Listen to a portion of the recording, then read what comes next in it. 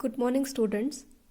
हमारा आज का टॉपिक रहेगा प्रॉपर मैनेजमेंट ऑफ वाटर, यानी कि पानी का प्रॉपर तरीके से हम मैनेज कैसे कर सकते हैं और हमें पानी को मैनेज क्यों करना है।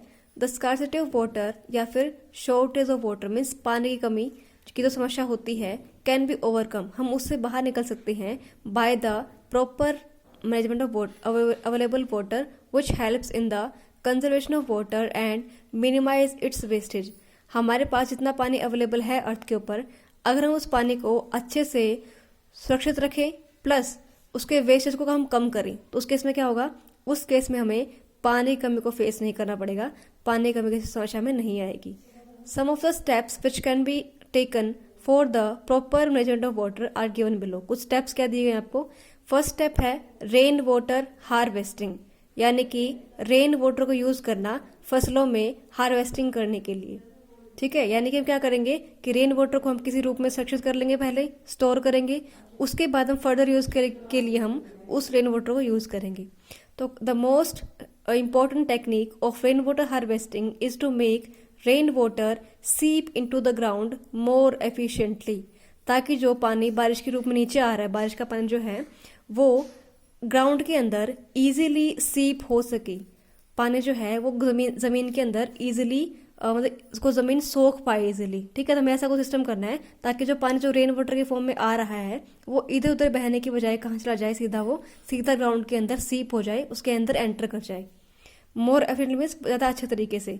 बाय कंस्ट्रक्टिंग, अब हम क्या बनाएंगे इसके लिए, परकोलेशन पिट्स, यानी कि ऐसे गड्ढे जिसके अंदर क्या है कुछ परकोलेशन पिट्स मीन्स ऐसे गड्ढे जिसके अंदर से पानी इजिली उसके अंदर जमीन के अंदर परकोलेट हो जाए, एंटर कर जाए, सीप इन हो जाए।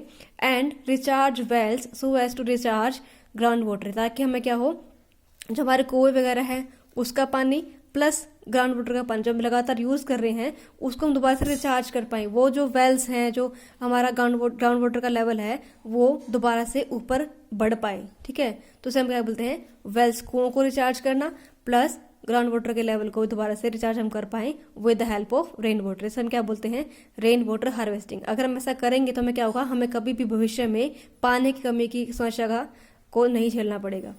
Second point, revival of bawris. Bawris क्या है, मेनली ये होती है राजस्थान के अंदर। इसमें क्या करते हैं, इसमें हम कुछ पिट्स गड्ढे बनाते हैं, लेकिन उसमें क्या होगा, जैसे नहर की फॉर्म में ऐसा कुछ होगा, लेकिन वहां पर क्या होते हैं, बहुत सारी सीढ़ियां लगी होती है, सीढ़ियां, ताकि हम उसके अंदर इजिली नीचे की तरफ उतर पाए उसके गड्ढे के अंदर।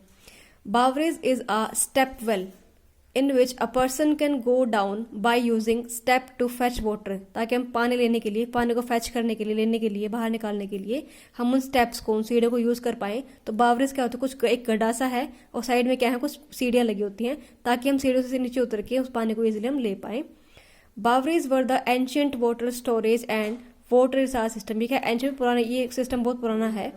Boweries were mainly set up in the cities and big towns for collecting water so as to provide a water supply to the people during drought period, यानी कि जब वहाँ पर सूखा पड़ता है तो उस टाइम पर टाउन्स में और सिटीज़ में, शहरों में क्या करते हैं, ये सिस्टम था बावरेज चलाने का कि वो उस गड्ढे में पानी इकट्ठा होता है रेन वाटर के टाइम पे, जब रेन आती है उस टाइम पे, तो उस पानी को हम सप्लाई करते हैं आगे सिटीज़ के अंदर, जिस टाइम पर उस एरिया में सूखा पड़ा उस टाइम पे। लेकिन विद टाइम क्या हुआ, with the introduction of pipe water supply, जब क्या हुआ, जब पाइप सिस्टम आया, पाइप के थ्रू पानी सप्लाई करना है, उसके बाद क्या हुआ कि इन बावरेज का मिसयूज हो चुका है। हम क्या किया, हम लोग गड्ढों को पानी की बजाय किससे फिल कर दिया, उसको हम फिल कर दिया हमने कूड़ा करकट से। ठीक है, हमने वहाँ क्या डाल दिया, हमने गार्बेज डाल दिया, हमने वहाँ पर कूड़ा करकट हमें डाल दिया। स्टार्टिंग पिलिंग इन दैम, हम उसमें क्या डालना शुरू कर दिया, गार्बेज को पिलिंग करना शुरू कर दिया, डालना शुरू कर दिया। However due to the acute water shortage and faced by people in some place, लेकिन क्या हुआ विद टाइम, जब कुछ जगह पर पानी की शॉर्टेज बहुत अधिक बढ़ गई, तो हमने क्या किया, हमने उस बावरेज को दोबारा से क्या किया, हमने रिनोवेट किया, यानी दोबारा यूज किया उसी फॉर्म के अंदर, बावरेज की फॉर्म में वहां से कूड़ा निकाल के दोबारा से पानी को हमने वहां फिल करना शुरू कर दिया। And because of revival of Boweries, the people in these places are managing their water needs well. अब क्या हुआ कि जिस एरिया में पहले पानी कमी हुआ करती थी, वहाँ पे क्या किया उन्होंने, बावरीज को दोबारा यूज करना शुरू किया, यूज करना।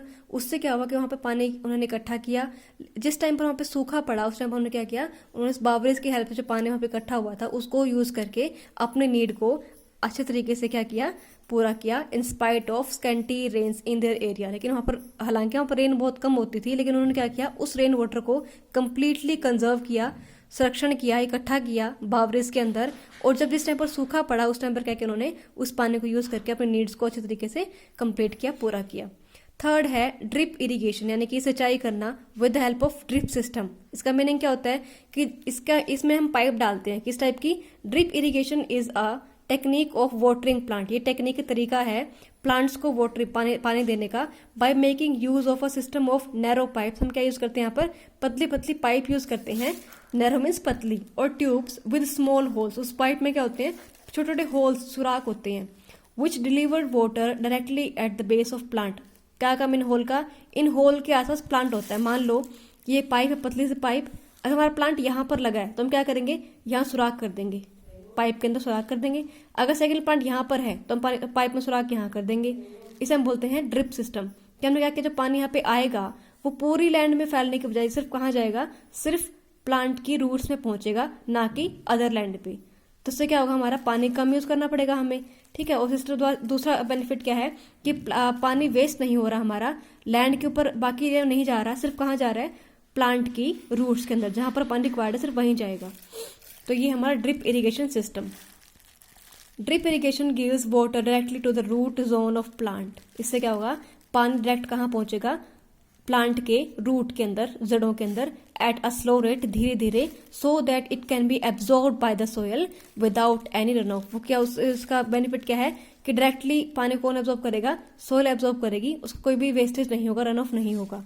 दस drip irrigation minimise the use of water in agriculture. यानी कि क्या होता है, इस सिस्टम से पानी का जो है यूज कम हो जाएगा, मिनिमाइज मीन्स कम हो जाएगा।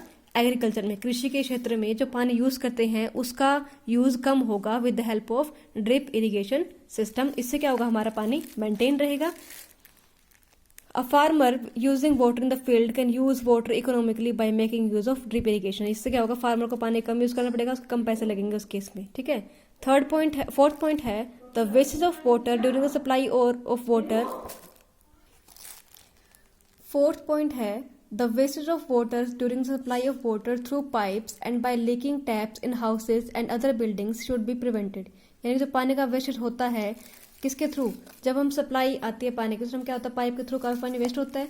प्लस जब हम हमारे घरों में लीकिंग टैप्स होती है, उससे क्या होता है, लगातार पानी टपक टपक की फॉर्म में क्या होता है, लीक होता रहता है। तो लीकिंग टैप से प्लस वाटर सप्लाई के टाइम पे पानी पाइप के थ्रू जो वेस्टेज होता है, और जो बिल्डिंग बनती है उस टाइम पे क्या करते हैं हम, जो बिल्डिंग में पानी यूज होता है वहां पे पानी का वेस्टेज होता है बहुत सारा। तो पानी का wastage during the building and in the water through pipes और लीकिंग टैप्स के थ्रू पानी के वेस्टेज को हमें प्रिवेंट, रोकना चाहिए। Fifth point, unnecessary use of water and over dropping of ground water. यानी कि पानी का अनावश्यक रूप से यूज करना, and over drawing of ground water, यानी कि ट्यूबवेल से और कुओं से पानी को एक्स्ट्रा बाहर निकालना। ओवर ड्रॉविंग मीन्स एक्स्ट्रा बाहर निकालना ग्राउंड वाटर को, जो पानी ग्राउंड के अंदर है, ट्यूबवेल्स में है, कुओं के अंदर है, उसे एक्स्ट्रा बाहर निकालना शुड बी अवॉइडेड। उसे हमें अवॉइड करना चाहिए, उस चीज से बचना चाहिए हमें कि हम पानी को जो ग्राउंड वाटर की फॉर्म में है उसे कम से कम बाहर निकालें। जितना हमारा यूज हो सिर्फ उतना पानी बाहर निकालें, यूज करें, एक्स्ट्रा पानी बाहर ना निकालें, ठीक है। तो आपके कितने पॉइंट्स थे, ये 5 पॉइंट्स थे। आपको सारे पॉइंट्स अच्छे से लर्न करने हैं। क्वेश्चन लिखोगे आप, how we can properly manage the water, how we can properly manage the water. First point होगा, first point rain water harvesting. लिखना क्या आपको, हेडिंग डालने के बाद, rain water harvesting is to make rain water seep into the ground more efficiently by constructing location pits and recharge wells so as to recharge ground water. यहां तक right करना है। सेकेंड पॉइंट, बावरेज पॉइंट आप छोड़ दो, थोड़ा typical है ये। थर्ड पॉइंट ड्रिप इरिगेशन लिखोगे आप। इसमें क्या लिखना आपको, सिर्फ डार्क लाइन यहां से लेके और यहां तक।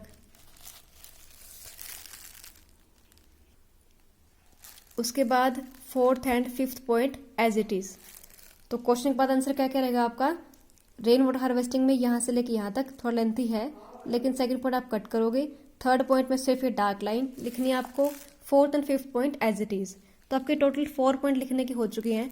आपको यहाँ से कम एटलीस्ट 3 लर्न करने हैं। और फर्स्ट पॉइंट इंपॉर्टेंट है, फर्स्ट पॉइंट को छोड़ना नहीं है, ठीक है। ये लेंथी है लेकिन इंपॉर्टेंट भी है। तो आपको 4 पॉइंट लिखने हैं, एटलीस्ट 3 लर्न करने हैं। आज के लिए बस इतना ही, कल हम करेंगे नेक्स्ट टॉपिक।